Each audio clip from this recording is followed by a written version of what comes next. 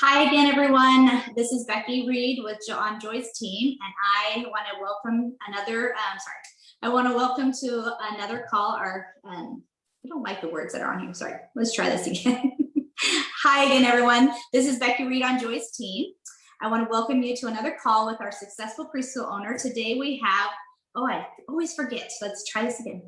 How do I say your last name? I was going to ask you. That's okay. Tanai. Tanai. Maureen. Kind of like Hawaii, but Tanai. And it's Maureen. Maureen. Yeah. Maureen. Yeah, Maureen. Like I want more candy. Maureen. Maureen. Okay. Again. So Maureen. Tanai. Is that right? No. Tanai. Tanai. Okay, I got it. All right. Maureen Tanai. Awesome. Okay. Hi, everyone. This is Becky Reed on Joy's team. I want to welcome you to another call with our successful preschool owner. And today on the call, we have Maureen Tanai.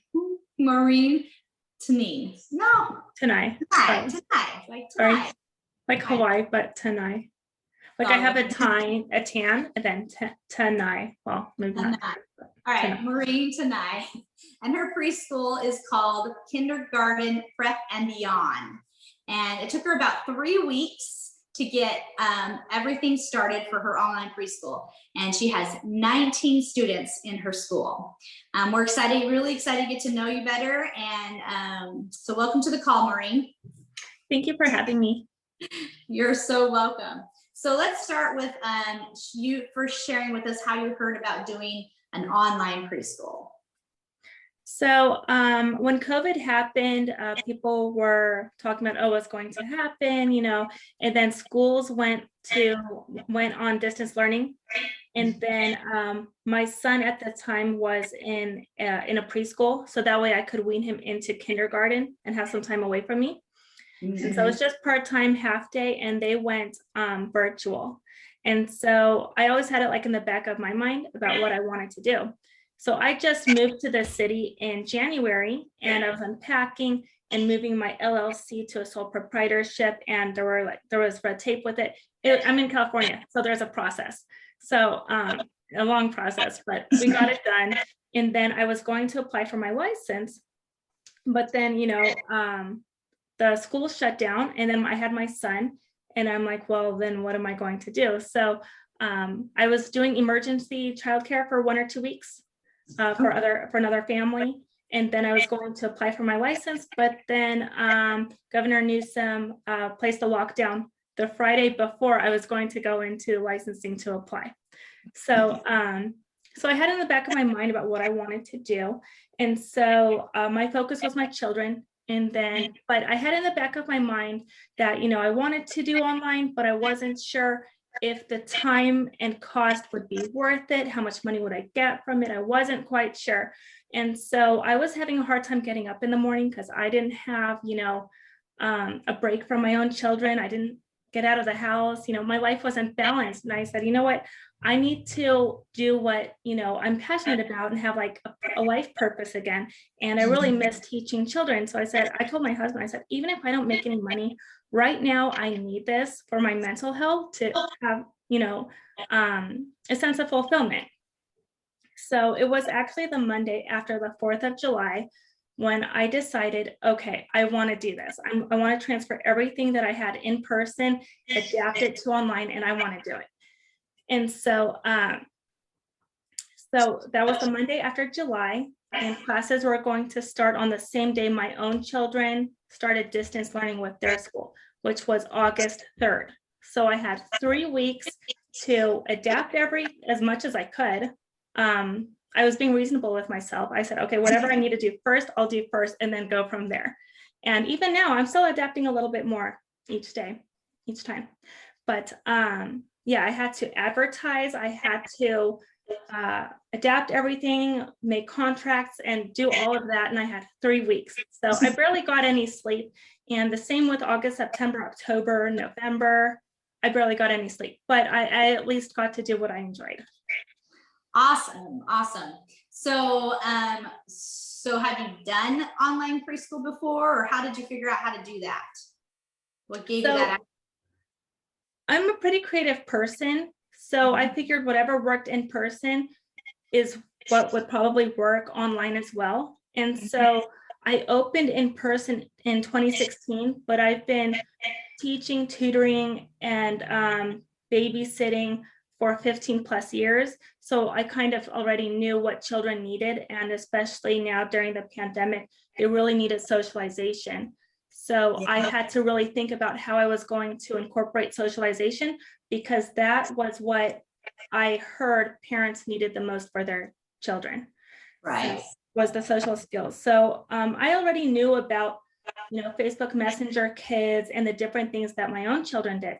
So I decided to incorporate that into the program. Okay, awesome. So, so how did you find out about Joy and be part of this group and become an all-star? So I saw her Facebook ad. I don't remember what month it was, if it was the end of December, beginning January. Right. And so I believe it was the very beginning of January, I think, because I actually had a 5-day-a-week circle time in my program, and I decreased it to 3 days per week. And so I had to tell families, okay, what's my reason for doing that? Yeah. So I let them know, due to low enrollment, I have to reduce my hours. And I was hoping that that would motivate them to, refer me a little bit more. Yeah. Kind of let them know, hey, I have boundaries too. I have a family to take care of as well.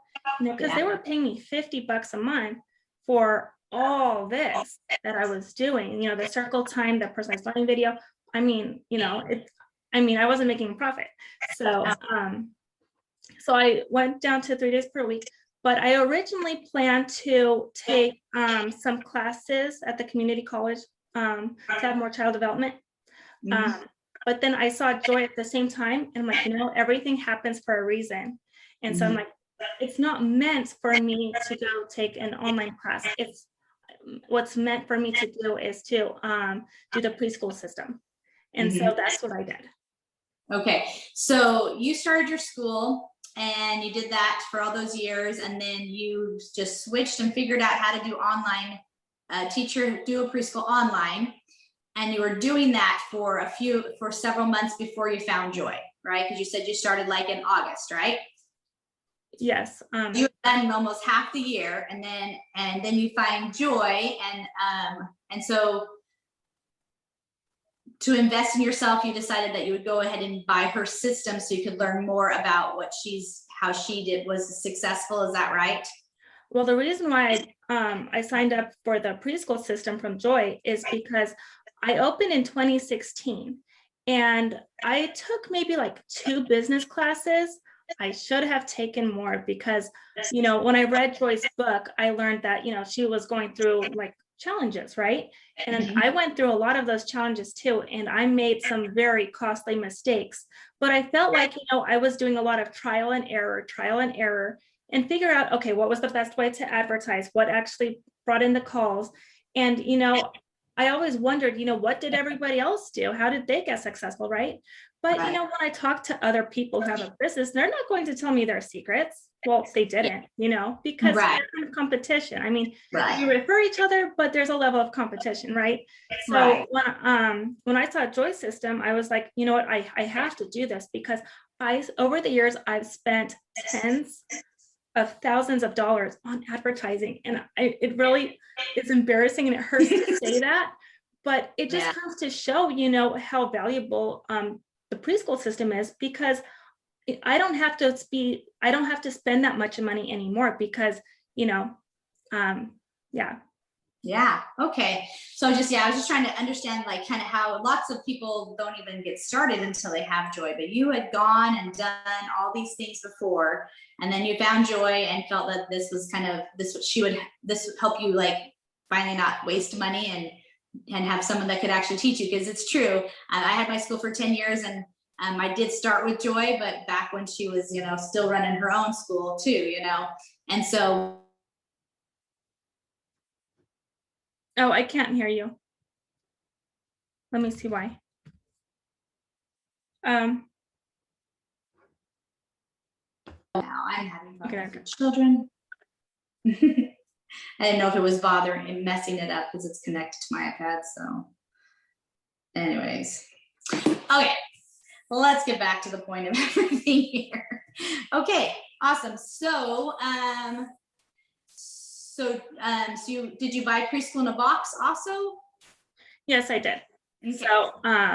So I'm going to finish the end of Joy's book, and then I'm going to, I don't quite know if I'm going to be doing the Preschool in the Box first or the hub, but I think because I already have most of the preschool set up, I'm going to be doing the hub because I need to think about how I'm going to prepare for next school year. Right. And then, you know, I have July off, then I'm going to go do the Preschool in the Box and then go that way. Right. So yeah, and so Preschool in a Box is a lot of those beginning steps of getting you started and set up and all those things. Like you said, you've already done all those. I definitely would go through it because there's a lot of good things in there that, you know, you're like, oh, I never thought of doing it that way, and, you know, those kinds of things. But yeah, if the hub is a big thing, that if you can get it all kind of set up, will help, you know, make everything smooth, like you said, as you go into the school year, and see how you can utilize all the things that it offers to make your program better, like you were saying. So that's awesome. That's awesome. Yeah, I need the marketing. That's yes, and the connection and everything else like that, so you can know what's going on. Okay, I'm like feel like I'm all a jumble here. Okay, so we like to kind of share with everybody kind of what are your struggles, some of those struggles, and how you overcame them. And so starting with like confidence. So you've been running a preschool for a long time, and you jumped on board, but what were some of your confidence, some of your struggles when it came to like self-doubt or things like that, with starting online versus how you had done it before? So I didn't have any doubts or confidence issues because I already kind of knew how I wanted to do things. So that's like the benefit of being my own boss, is that I don't have someone to please or someone to kind of measure up to and feel like self-conscious. So if I worked for someone, then I have that really bad, which is one of the reasons why I like to work for myself, because I set my own bar and I set my own standard, and parents don't know what that is. So, I mean, I'm fine. I didn't have any problems with that. Yeah. So you didn't like doubt like whether you should do this or not. Like there wasn't any like, you know, like you're adding one more thing with your family and everything else is going on. Okay. Like, you know what I mean? Like, why am I doing this? Like, well, you already kind of shared, you did this to get yourself out of the slump, right? Yeah. I actually did doubt whether I should or not, because I care for my children full time, actually like 24/7. So I had to make sure that I could juggle both. So in person, I could easily talk to my children while having other children present, but online, I can't do that. So I had to make sure that they would be okay without me while I did online, because I was doing it live. And so that's the reason why I teach by screen sharing a lot of different kinds of videos as well. So that way, if I have to step out to help with sibling rivalry or whatever, I can do that. So I figured that out, and I wanted to make sure that my children were okay with distance learning beforehand as well. I had to get them like adjusted to that. I was in for a shock when my oldest son's school district changed the way they did distance learning, which was really difficult and annoying, frustrating. But I pulled him out, and he's like in some type of charter school within the school district. I have to switch him out again, but you know, that's 2020 and 2021. Yeah. Exactly. Okay, so what about technology? Do you have any struggles with technology? Anything that was kind of hard to figure out, and then you know that took a minute to figure out? Oh yes, YouTube has been my teacher for months. So my son's kindergarten teacher used like a Bitmoji classroom and did this and that, and that got me really excited because I wanted one too. And so I got to see what other teachers were doing, and I was really inspired. I'm like, I have to have one of those. That is so super cool. So I went to YouTube and I typed how to do this and how to do that. And that's part of like the 60 hours plus I work per week, learning how to do that, learning how to do Google Classroom. I learned all of that on YouTube. So you just got super excited about what you could do with online, and you dove into to seeing what other people were doing, and then learned how to do it. It inspired me. I wouldn't say I did everything exactly how they did it. Right. It's just, I was like, that's cool. I can Sparked just your idea. Yeah. And so Awesome. I had hyper focus, and I didn't even want to go to bed because I had so much fun with it anyway. That's awesome. That's that ADHD. Yeah. Can be good and bad. Exactly. Okay, so tell me about let's see, before I go past that, so when you have those, like, struggles with confidence, or kind of go jumping back because I forgot to talk about this, do you have like any mantras or statements that you tell yourself that kind of help you to press forward or to keep going when you're having a hard time? Yeah, so my biggest life stress is finances. It always has been since I was like 17 or 18. So if I'm financially secure, I'm fine, like invincible, right? Right. But if I feel like, oh my goodness, what am I going to do next month? Or what am I going to do about this situation? That really stresses me out. So when I'm really stressed, that dwindles on my confidence. And when I try to market to parents, I kind of feel like uncomfortable, but I know it's because I feel financially insecure. It has nothing to do with them. Right. It's just because of how I'm feeling. So I always have to refer back to that Bible scripture that talks about how, God takes care of the birds and the lilies of the field. Yes, exactly. And, he'll take care of me. So I had to have that mindset where, like, even if I'm on the verge of becoming homeless, that's like the worst case scenario, right? Right. Even if I'm homeless and I have absolutely nothing, at least I'm still alive. And even if I don't survive, my soul can't be destroyed. So whatever. Right. So that's kind of what I have to think. Yeah. Put it in perspective, in a different perspective. Yeah, like big deal. Yeah. What's the worst that could happen? And if the worst happens, so what? Exactly. Okay. So, so did you have any struggles signing up kids, any advertising struggles and stuff? Yeah, so that was one of the things that I was really concerned about with opening up virtually, was that, I saw my track record on how I marketed in the past, and I was like, do I have what it takes? Like, seriously, like I was having that negative self-talk, like, come on, don't waste thousands of dollars on advertising for something that pays 10 times less. What are you doing? Right? Yeah. But you know what?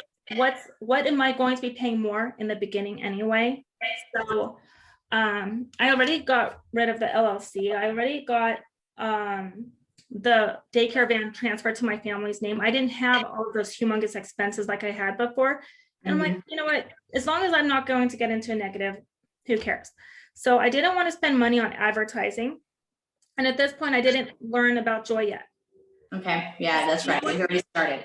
Yeah. So I didn't know those free ways to advertise, which I wish I knew. So yeah. And then that's why it's good to get Preschool in a Box to get those really good tips. Yes. So I said, you know what, I'm going to send a message to my friends with kids and say, hey, you know what, I'm going to give it to you for free because I want to do this as a gift. I just want to do it for free for you guys. So I had maybe 5 friends, about 5 children who signed up and from my friends. And then I got, I think, a few more from Facebook mom groups. Okay, yeah. Because a lot of people were looking for them, that kind of thing at the time. Yeah. So I decided to let them know what I was doing. And I think I was a little nervous because it's kind of like I was starting it brand new, but I knew what I wanted to do, but I also knew that I would get there. I had the materials to give them. Yeah, I had to do more research, but I could always add more, so. Right. Facebook mom groups. And then those families referred me. And then there was a high turnover rate, but that's, that's something that I'm working on now, is how to encourage parents to communicate with me what their needs are without me spending time each week asking them, hey, is everything okay? But even when I did that, would they tell me? Because some families are really private, right? Yeah. But when children are in person, we take observations. We see what children are needing. But online, I have to ask the parents, and they kind of have to know what to tell me. But if they don't, how can I help? And if they're having challenges at home and I don't know anything about, then they might bounce because they're like, oh, maybe my child just doesn't like it. Well, what if they don't like kindergarten or first grade? They're not going to go, right? Exactly. Yeah, no, that is an interesting dynamic where they're like, well, they don't really like it, so I'm just not going to do it. But when they're going to school, you're like, well, I got to go to work. So or I need to do whatever. So you're going to school whether you like it or not. So we kind of make them go to school when they get older. So that's an interesting thing to think about. Okay, so teaching, you've done in-person teaching for a long time, but what kind of struggles did you have when it came to teaching online? So online, I knew that the first thing I had to worry about or take care of really was how to keep the children's stamina online. So that was a concern that parents had. I don't know if I had that beforehand, but I heard what the parents' concerns were. And I think that became my concern too, just listening to that. So, so I had to make it fun. So I decided, kids are used to watching cartoons on TV. What are they used to doing on screens? They're used to playing games and they're used to watching cartoons. So I had to incorporate that into my teaching, make it super educational and interactive and social. So that's what I did. So I had to take care of that. So you kind of looked at all the struggles, looked what people and found out what parents' concerns were, and then try to find the solutions to all of those. Is that what you're saying? Mm-hmm. Awesome. Okay, so business-wise, you kind of talked about this already a little bit. So you'd had a business before, and you were wanting to switch from an expensive LLC to a sole proprietorship, and all those things. So business-wise, did you struggle with, setting up an online versus in person, and what kind of struggles did you have or challenges? So in person, I had to buy a lot of things. I had to buy arts and crafts. I had to buy, toys. I had to buy just a lot of things, and just a lot of stuff I had to buy. And so when I was in business, the first 2 years I had preschoolers, so I started the business with just $200, pay for the class that licensing needed me to take, the 2 of them, and then my license. So I started it with $200 and that's all I had. So all of the money that I made, I put back into the business to buy all the things that I needed and wanted to get it to where I wanted it to go. And then when I separated the full day childcare to like preschool in the morning and after school in the afternoon, because my oldest son had ADHD, he couldn't do homework with preschoolers playing. So I had to do it. And so I lost my preschoolers, but then I had an after school program. So again, for those 2 years, the money had to go back into the program for the after school things, for the school ager things, because, they played with different things. And so, and then we moved, and then the pandemic happened. I told my husband, I said, it seems like I might have to spend the next couple of years having the money buying things for online preschool now. But at the end of it, I'll have, the supplies for everything, so I can do it all at once later. So there you go. That's a good way to look at it. Awesome. Okay. So has there ever been a time where I think you may have mentioned this before, but where you had like a big screw up that you're just like, I totally messed that up? With online preschool? Yeah. Anything with online preschool? I know you said in the past you spent a lot of money on marketing, so that could be maybe someplace that you're like, I just wasted my money and time on that. But is there anything else that you think? Yeah, unfortunately, yeah. That's okay. And ask because everybody has them. Yeah. And so again, I wish I knew Beth 1 or 2 months beforehand, because I purchased SEO for my website, because I was thinking, okay, this is an online business now, so I have to have the SEO and show up on search results. So I purchased SEO, and I'm locked into a $200 a month contract for a year. Oh, right? I know. Oh, but I know that and then I spoke to one of my other friends who's just like, I did a 3-year contract on my website just 6 months ago. She's like, what? If we just knew, right? But how it goes, I guess, right? It's how it goes when people don't know about the preschool system, or, Yeah. get preschool. It's just, yeah. Yes. Yeah. So let's see. So now looking back to where you were before you started your online preschool, and how has it blessed your family now at this time, So one of the things that I always look at is that it teaches my family to respect me, because it means that I have my own time, that I have my own goals, and it teaches them boundaries. And that's a good thing to teach my boys, because when they grow up, I definitely want them to respect their significant other. So I like that. It's very different, but I think that's very important. I agree. And they also get to like see what it is to make something happen out of nowhere, right? Yes, exactly. And so my 10-year-old, he loves doing things with, scratch coding, and likes to show me all the different things he's doing on the computer. He likes to level up with me, right? Because he's like 15, he's going to be, he's becoming a man, right? A little man. So he wants to do that. And so another way it's blessed my family is that the content that I put in Circle Time, it's really for children ages 2 through, 10 or 12. So I have content that's for children. I'm hoping that they don't know about these things yet, because it's pretty like in depth and cool and exciting. I teach a lot of science and social studies in it. So I like to try to discover, things that we might not have known.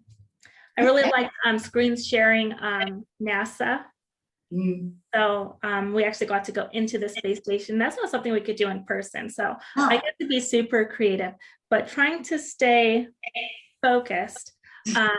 The Circle Time content is something that I would love to have for my children if I didn't have the virtual program, but because I didn't have a strong enough reason to, it might not have been such a high priority. Right. Awesome. Well, is there anything else that you would like to share, advice that you would give to anyone who's thinking about starting an online preschool?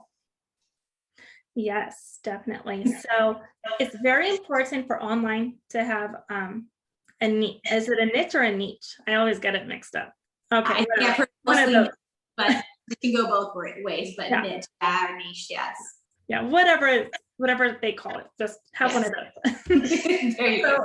Yeah, so have one of those, because people need to have a reason to join. So what is it that people are wanting, but don't only go off of that, go off of your passion. And that's how to find your niche, is to find your passion. What did you enjoy doing when you were a kid? What did you enjoy playing with? What were you passionate about? And are you still feeling that way now? And if so, find a way to adapt it into a niche. Do you love to read? Maybe you can teach children how to read.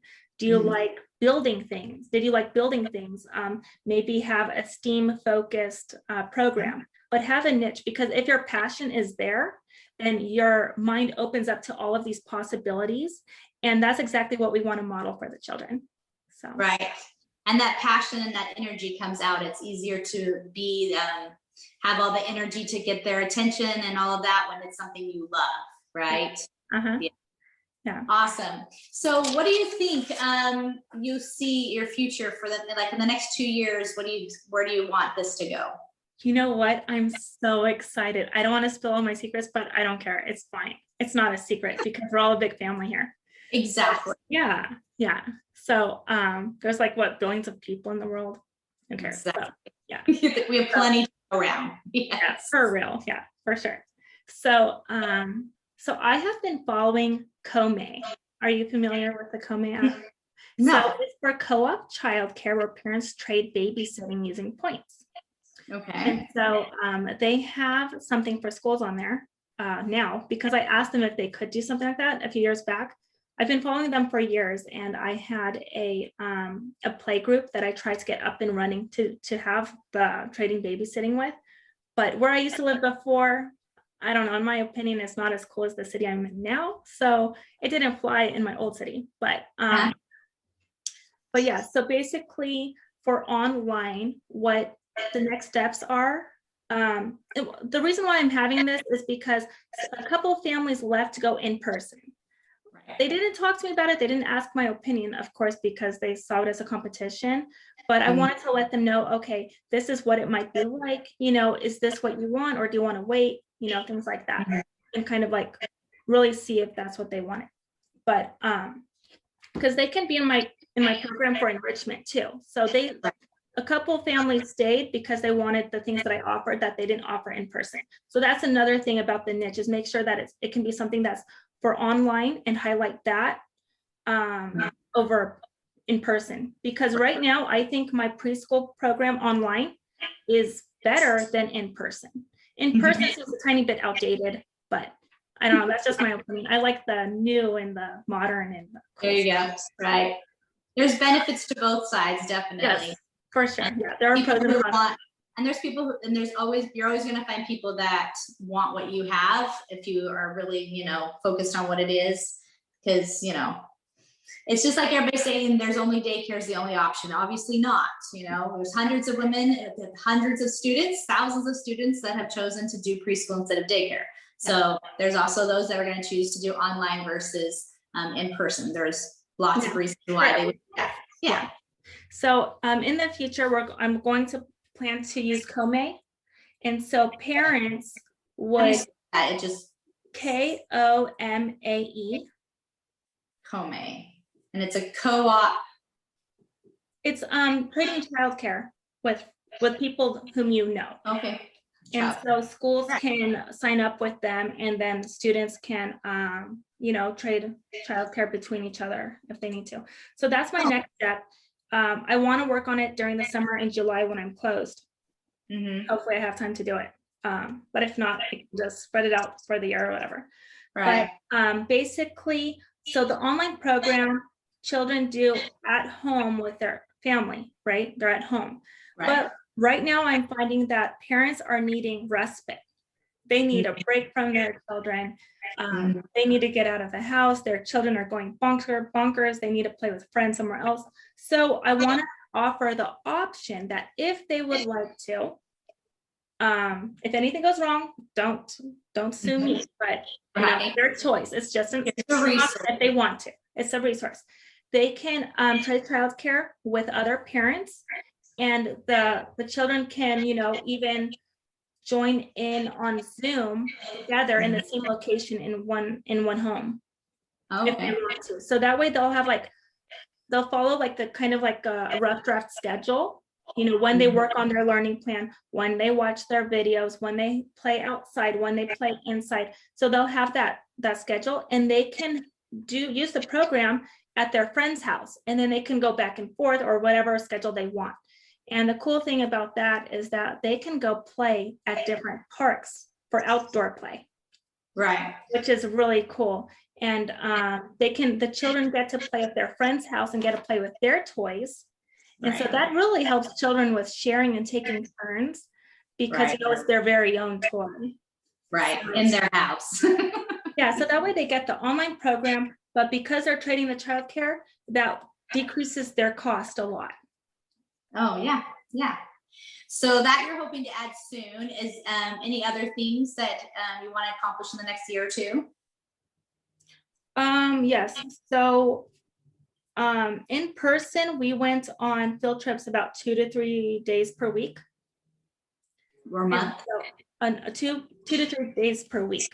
We went on field trips all the time then, okay? Yeah, pretty much. Yeah, it was a lot of fun. I like for them to learn through experience.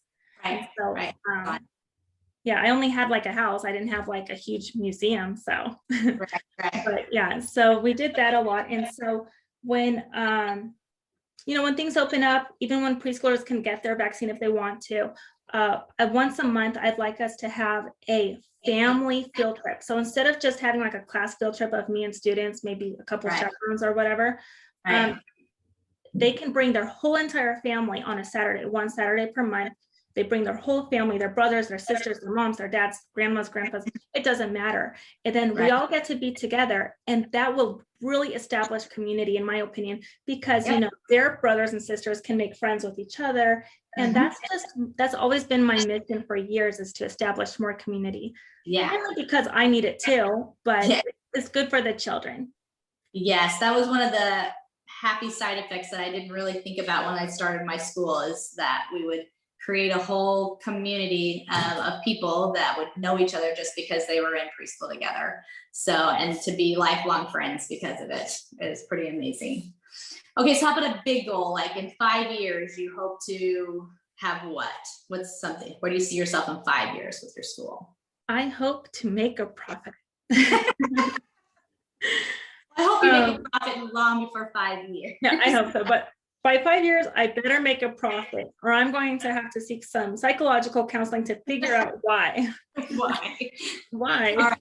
Well, I think that if you just stick with Joy, Yeah. she will help you weed out whatever is keeping you from making a profit. Because yeah, and it's already helped. It's already helped. We had like a breakdown and break free. yes. And I did that, and that's helped me so much. I cleaned my Awesome. house so much after that.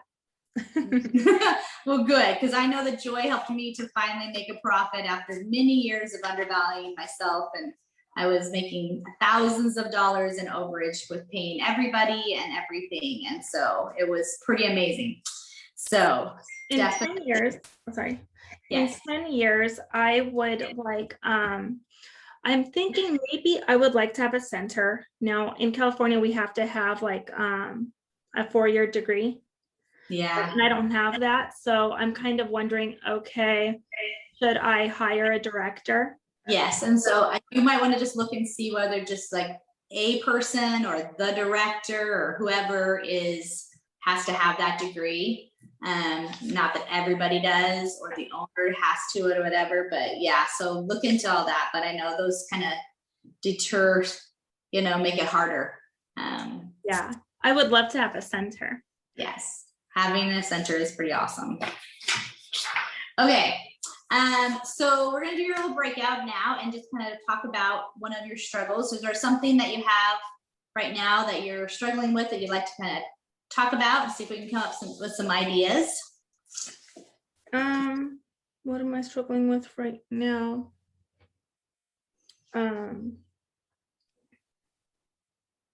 Oh, the first thing that comes to my mind are the challenges I have with my own children. Okay. Sure. But yeah, but really, because we're all moms. Yeah, if they have needs, it's going to affect how much time I have to work in my business, right? Right. So my husband works 70 hours a week.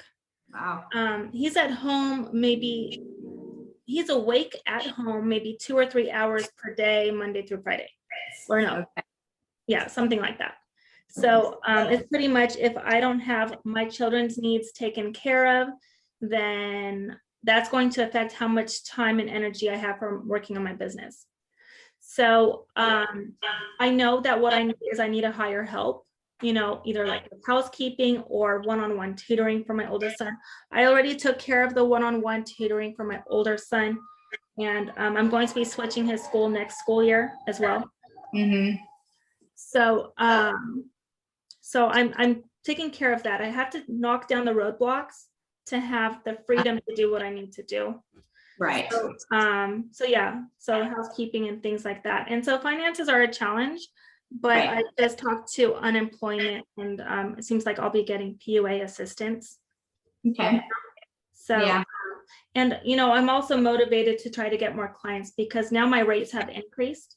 Mm-hmm. So, so I'm doing that. And as soon as I get like more income, then it'll be a lot easier to hire help. Right. So, definitely having help and finding those resources to be able to make it so that you can do those things that you want to do and still provide for your family. I know a lot of moms sometimes feel like, well, I'm supposed to do all of these things. That's part of, my job.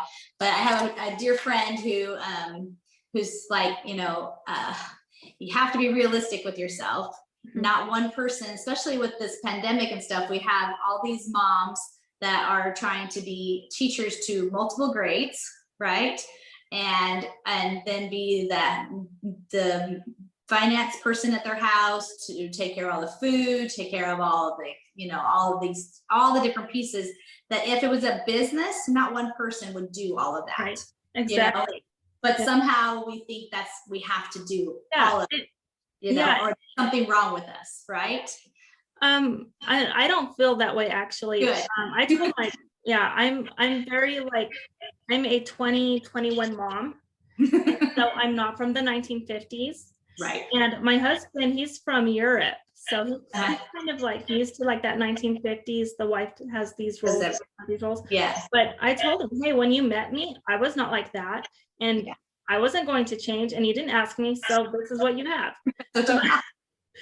So one idea to think about that this woman kind of shares with people who are like struggling with whether they should hire people or not is that you can do, there's lots of ways when you're like, most people are like, I don't have the money to pay somebody to do that, and so you can look at different things like trading, like or finding, especially since you have you have something that you could trade, so even just your school, your classes and stuff, you could see if there's a mom who would like to, who likes to clean or organize or whatever, or has a teenager that could come and sit in with your child and help them do schoolwork or whatever, and see what you can do to trade those, kinds of things. So Joy talks about that a lot too, with just even like in our physical space, if we needed like, work done on our building or whatever, you find someone has a kid that's preschool age and you're just gonna swap it out, dollar for dollar.